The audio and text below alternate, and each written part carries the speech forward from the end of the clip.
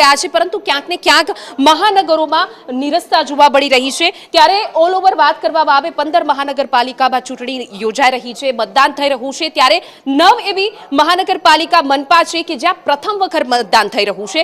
ત્યારે ત્યાં કેટલા ટકા મતદાન થયું છે, કેવો ઉત્સાહ છે, ઓલ ઓવર વાત કરવી છે કે સ્થાનિક સ્વરાજની ચૂંટણીમાં અત્યારે જે 10,000થી પણ વધુ બેઠક પર મતદાન થઈ રહ્યું છે, ત્યારે કેટલા ટકા મતદાન થયું છે। ધવલ માકડિયા સહયોગી છે, એમની પાસેથી જાણીશું અત્યાર સુધીમાં જે આંકડો આવ્યો છે ઓલ ઓવર કેટલા ટકા મતદાન થયું છે અને કેવો ઉત્સાહ અત્યાર સુધી મતદારોમાં જોવા મળી રહ્યો છે। અને મધ્ય ઝોનની પણ ખાસ વાત કરજો કે મધ્ય ઝોનમાં પણ કેટલા ટકા મતદાન થયું છે।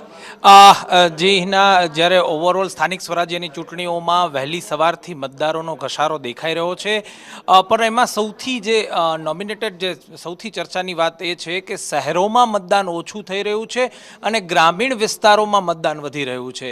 જે ગ્રામ્ય વિસ્તારના મતદારોમાં વહેલી સવારથી જ ખૂબ ઉત્સાહ દેખાઈ રહ્યો છે ને શહેરોમાં હજુ મતદાનનો એટલો બધો ઉત્સાહ નથી દેખાઈ રહ્યો। આ અમે નથી કહી રહ્યા, આ ચૂંટણી પંચના આંકડાઓ કહી રહ્યા છે। જો ઓવરઓલ વાત કરવામાં આવે તો 34 જે જિલ્લા પંચાયતો છે અને તાલુકા પંચાયત છે, એમાં જિલ્લા પંચાયતમાં લગભગ 11% વધારે મતદાન થયું છે અને તાલુકા પંચાયતમાં લગભગ 10% વધારે મતદાન થયું છે।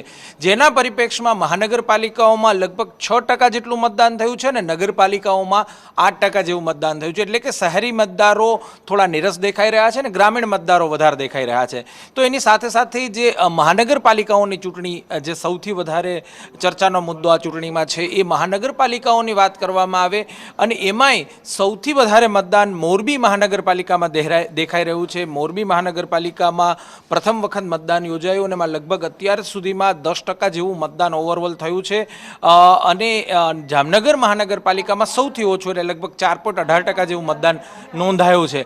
પરંતુ જે સૌથી વધારે ચર્ચાનો મુદ્દો રહી છે એવી અમદાવાદ મહાનગરપાલિકામાં અત્યાર સુધીમાં માત્ર 5% જેવું જ મતદાન થયું છે। રાજકીય પાર્ટીઓ પણ ઉચાટ દેખાઈ રહ્યો છે કે અમદાવાદ મહાનગર